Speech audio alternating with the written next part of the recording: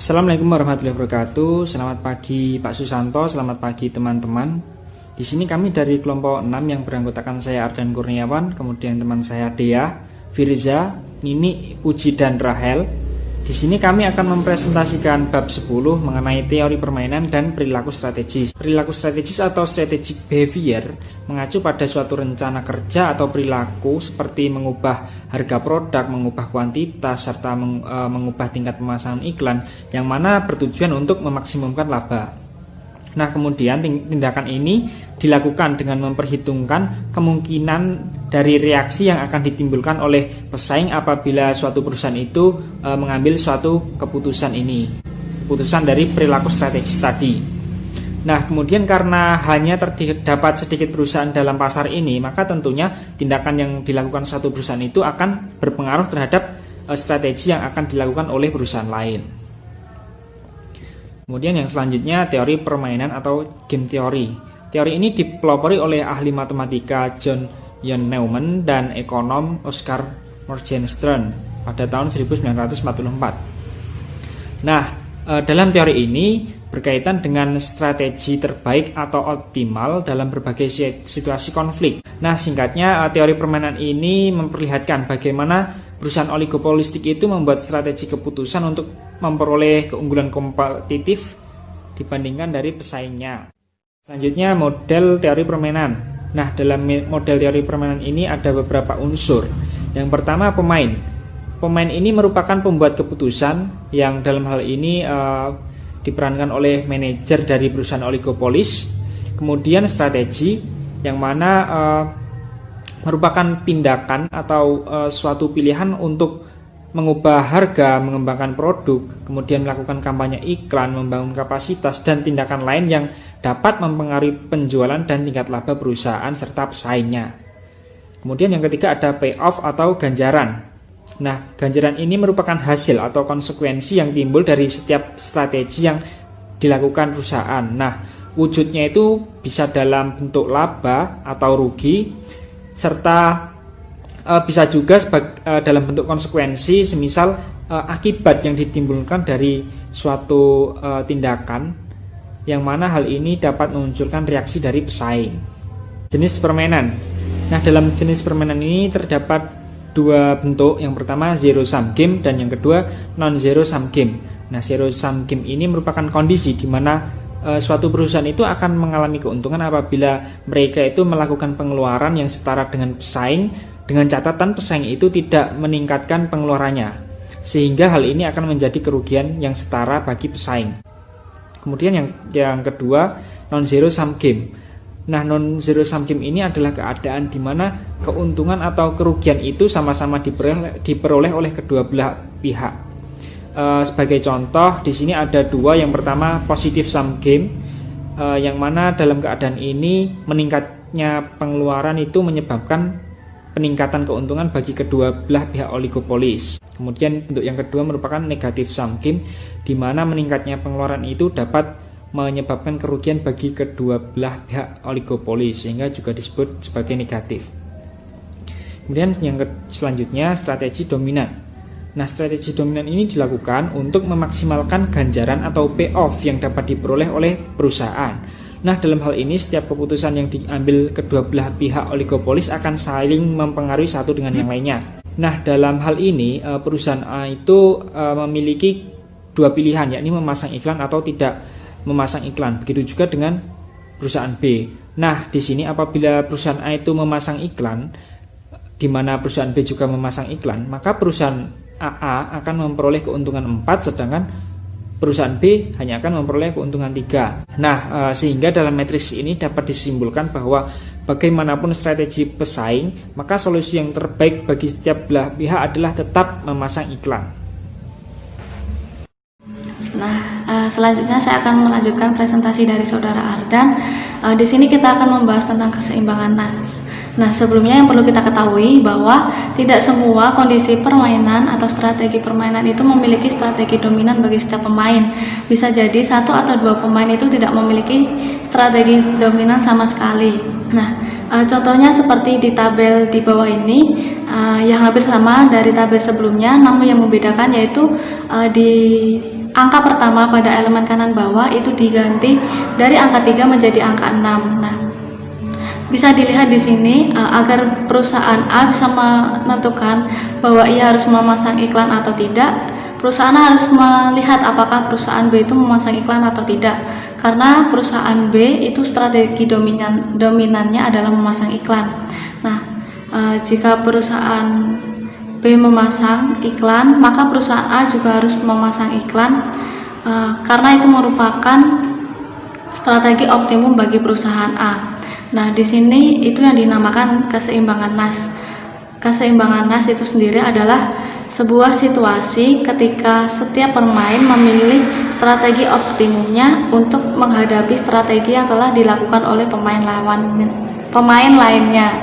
Nah, selanjutnya kita mau lanjut ke materi selanjutnya tentang dilema tahanan.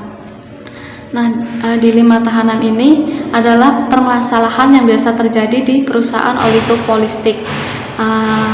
Istilah ini mengacu kepada sebuah situasi di mana setiap perusahaan melaksanakan strategi dominannya, tetapi masing-masing bisa bertindak lebih baik jika mereka melakukan kerjasama. Jadi, dua perusahaan bisa untuk mendapat hasil yang lebih baik saat mereka melakukan kerjasama.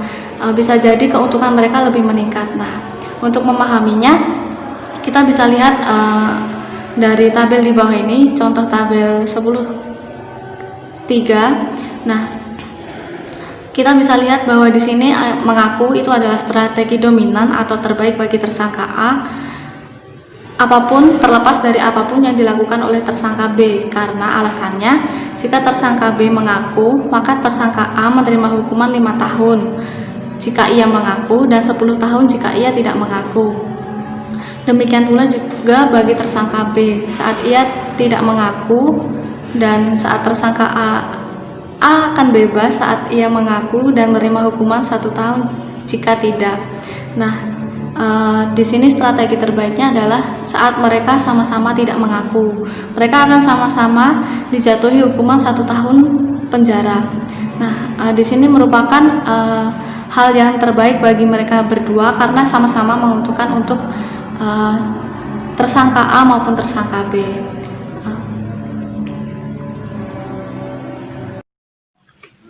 Baik, selanjutnya adalah persaingan harga dan non-harga, kecurangan dalam kartel, dan dilema tahanan.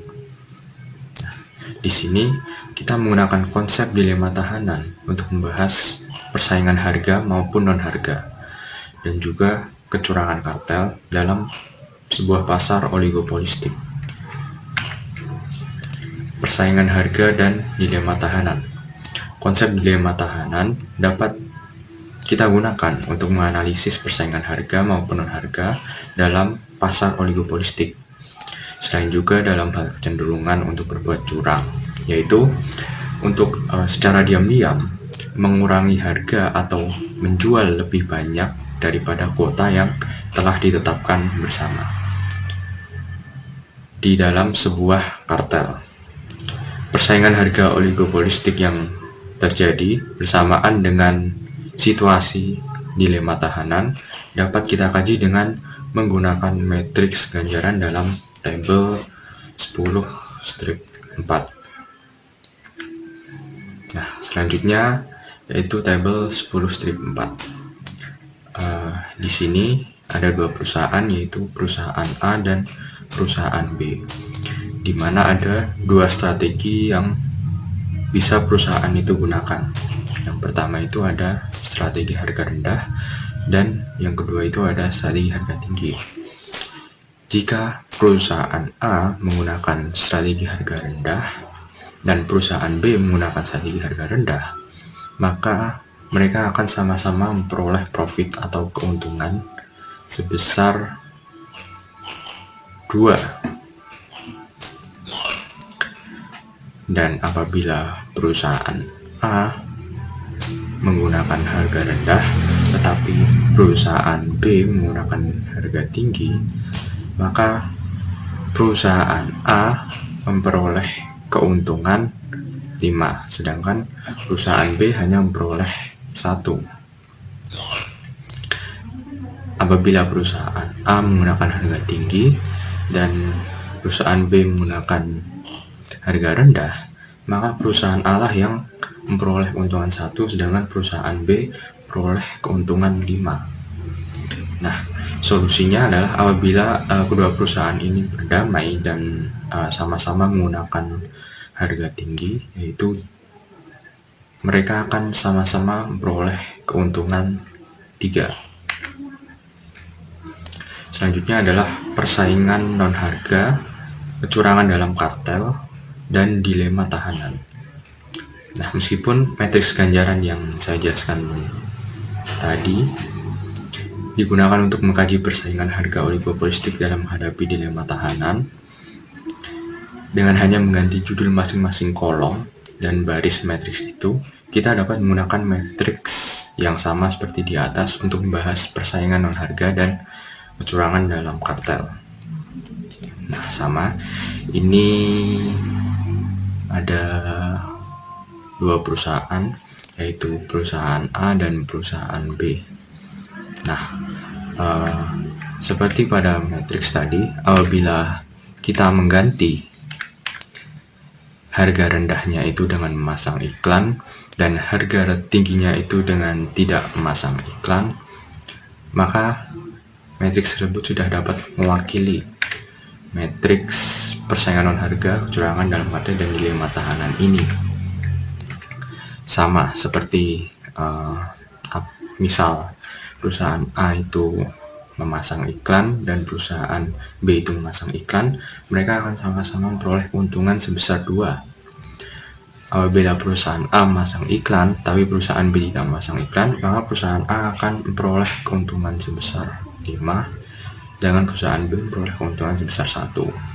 Balikannya, apabila perusahaan A tidak memasang iklan dan perusahaan B memasang iklan, maka perusahaan A yang akan memperoleh keuntungan 1, sedangkan B memperoleh keuntungan lebih banyak, yaitu 5. Solusinya sama-sama, yaitu perusahaan A dan perusahaan B itu sama-sama bekerja sama dan membuat suatu kesepakatan, yaitu sama-sama tidak memasang iklan, dan mereka akan memperoleh keuntungan yang sama, yaitu 3. Mungkin sekian dari saya, selanjutnya akan dilanjutkan oleh rekan saya. Terima kasih. Selanjutnya ini ada permainan berulang dan strategi tit for tat. Permainan berulang adalah permainan yang melibatkan banyak gerakan dan juga gerakan berbalasan dari setiap pemain. Strategi terbaik bagi setiap pemain adalah strategi tit for tat, atau perilaku 1 dibalas 1, atau artinya lakukan apa yang dilakukan oleh lawan. Artinya, kita memulai dengan bekerja sama dan akan terus bekerja sama selama lawan juga akan bekerja sama. Namun jika lawan berkhianat, kita juga akan berkhianat. Jika kemudian dia bekerja sama, selanjutnya kita juga akan bekerja sama. Strategi ini cukup bersifat saling membalas sehingga dapat mencegah perilaku non-kooperatif, tetapi cukup memungkinkan berkembangnya pola kerjasama yang bermanfaat. Jenis permainan seperti ini lebih realistis dalam dunia nyata. Misalnya para oligopolis tidak memutuskan strategi penentuan harga mereka hanya sekali, tetapi berkali-kali selama bertahun-tahun. Oke, lanjut. Nah, agar strategi tit for tat ini dapat berfungsi dengan baik, ada beberapa kondisi yang harus dipenuhi. Yang pertama, diperlukan sekumpulan pemain yang stabil. Jika pemainnya sering berganti-ganti, kecil kemungkinan berkembangnya perilaku kooperatif. Yang kedua, jumlah pemain harus sedikit, karena jika tidak, sangat sulit untuk memantau apa yang dilakukan oleh setiap pemain. Yang ketiga, asumsikan bahwa setiap perusahaan dapat dengan cepat mendeteksi kecurangan yang bisa berlangsung tanpa terdeteksi dalam waktu yang lama. Yang keempat, kondisi permintaan dan biaya harus relatif stabil, karena kalau mereka berubah dengan cepat, sangatlah sulit untuk mendefinisikan mana perilaku yang kooperatif dan mana yang tidak. Yang kelima, kita harus mengasumsikan bahwa permainan tersebut terus berulang-ulang tanpa batas atau dalam jumlah pengulangan yang sangat besar dan tidak pasti. Jika permainan hanya berulang dalam waktu yang terbatas, setiap perusahaan memiliki kecenderungan untuk tidak mau bekerja sama pada permainan yang terakhir, karena tahu mereka tidak akan bisa membalas. Dengan adanya strategi tit for tat ini, perusahaan-perusahaan memiliki kemungkinan untuk bekerja sama tanpa betul-betul membentuk kolusi yang resmi. Nah, selanjutnya ada langkah strategi. Yang pertama, ancaman, komitmen, dan kredibilitas. Perusahaan oligopolistik sering menggunakan beberapa strategi untuk mencapai keunggulan kompetitif atas pesaingnya, meskipun itu membatasi perilaku mereka sendiri atau untuk sementara mengurangi jumlah keuntungan mereka. Misalnya, seorang oligopolis bisa mengancam untuk menurunkan harganya jika para pesaingnya menurunkan harga mereka, meskipun ini berarti mengurangi laba mereka. Ancaman bisa dipastikan memiliki kredibilitas, misalnya dengan menulis sebuah surat komitmen kepada para pelanggan untuk menyamai harga produk pesaing yang lebih rendah. Nah, selanjutnya ini ada contoh yang disajikan dalam tabel 10 strip 5 yang dimisalkan bahwa matriks ganjaran bagi perusahaan A dan perusahaan B. Matriks ganjaran ini menunjukkan bahwa perusahaan A mempunyai strategi dominan menentukan harga tinggi. Alasannya adalah jika perusahaan B menentukan harga rendah, perusahaan A akan memperoleh laba sebesar 2 jika menentukan harga rendah dan laba sebesar 3 jika menentukan harga tinggi. Demikian pula jika perusahaan B menentukan harga tinggi, perusahaan A akan memperoleh laba sebesar 2 jika menentukan harga rendah dan sebesar 5 jika menentukan harga tinggi. Karena itu, perusahaan A akan menentukan harga tinggi walau apapun yang dilakukan oleh perusahaan B. Jika perusahaan A menentukan harga tinggi, perusahaan B akan berkeinginan menentukan harga rendah. Karena dengan demikian, perusahaan B ini akan memperoleh laba sebesar 4. Ini ditunjukkan oleh sel kiri bawah dalam tabel 10 strip 5 ini. Dengan demikian, sekarang perusahaan A dapat mengancam perusahaan B, yaitu perusahaan A mengancam untuk menurunkan harga dan menentukan harga rendah. Tetapi perusahaan A akan menurunkan tingkat labanya dari 3 menjadi 2 jika dia menentukan harga rendah. Ini ditunjukkan pada sel kiri atas dalam tabel 10 strip 5. Sebuah cara menentukan ancaman ini dapat dipercaya adalah perusahaan A membangun sebuah reputasi sebagai perusahaan yang menjalankan ancaman meskipun itu berarti mengurangi labanya. Hal ini mungkin terlihat irasional, tetapi jika perusahaan A beberapa kali benar-benar menjalankan ancamannya, dia akan memperoleh reputasi sebagai perusahaan yang membuat ancaman yang memiliki kredibilitas, dan ini akan mempengaruhi perusahaan B untuk menentukan harga tinggi juga, sehingga memungkinkan terjadinya laba yang lebih tinggi bagi perusahaan A dalam jangka panjang. Selanjutnya itu ada hambatan masuk. Hambatan masuk ini adalah salah satu strategi yang bisa digunakan seorang oligopolis untuk menghambat masuknya perusahaan baru ke dalam pasar. Caranya adalah dengan mengancam akan menurunkan harganya sehingga menyebabkan kerugian bagi pemain baru yang potensial. Ancaman seperti ini hanya akan ditanggapi jika memiliki kredibilitas. Hambatan masuk bisa dikaji dengan menggunakan matriks ganjaran. Nah, matriks ganjaran ini ada 2. Yang pertama yaitu tanpa hambatan masuk yang kredibel. Ini menunjukkan bahwa ancaman perusahaan A untuk menurunkan harganya tidaklah bisa dipercaya dan tidak menghalangi perusahaan B masuk ke pasar. Alasannya adalah karena perusahaan A memperoleh laba sebesar 4 jika dia menentukan harga rendah dan sebesar 7 jika dia menentukan harga tinggi. Nah, jika perusahaan A tidak memberikan komitmen yang bisa dipercaya untuk menghalangi masuknya perusahaan baru, meskipun harus mengurangi labanya, dia tidak akan menghambat perusahaan B untuk masuk ke dalam pasar. Kemudian, dengan hambatan masuk yang kredibel, kita asumsikan bahwa menentukan harga rendah akan memungkinkan perusahaan A meningkatkan penjualannya dan menggunakan kapasitas produksinya yang baru, sehingga biaya dan pendapatan akan meningkat. Alhasil, laba perusahaan A sama dengan sebelum perusahaan A meningkatkan kapasitasnya. Sekarang membangun kapasitas berlebih untuk mengantisipasi kebutuhan mendatang menjadi ancaman yang kredibel karena dengan adanya kelebihan kapasitas perusahaan akan menentukan harga yang rendah dan memperoleh laba sebesar 4 bukannya 3 seandainya dia menentukan harga tinggi. Meskipun begitu, kini perusahaan B akan mengalami kerugian sebesar 2 jika dia memasuki pasar sehingga dengan demikian perusahaan B akan menghindarinya. Selanjutnya adalah perilaku strategi dan daya saing internasional. Nah, teori permainan juga bisa digunakan untuk mengkaji kebijakan strategis perdagangan dan industri, sehingga suatu negara dapat memperoleh keunggulan kompetitif atas negara lain, khususnya dalam teknologi tinggi. Misalnya, sekarang pemerintah Eropa memberikan subsidi sebesar 15 per tahun bagi Airbus. Kemudian Airbus akan memproduksi pesawat terbang tersebut meskipun Boeing sudah melakukannya. Karena dengan mendapat subsidi sebesar 15, Airbus akan kembali kerugian sebesar 10 menjadi 5. Tanpa subsidi, Boeing akan bergerak dari posisi mendapat laba sebesar 100 menjadi merugi sebesar 10.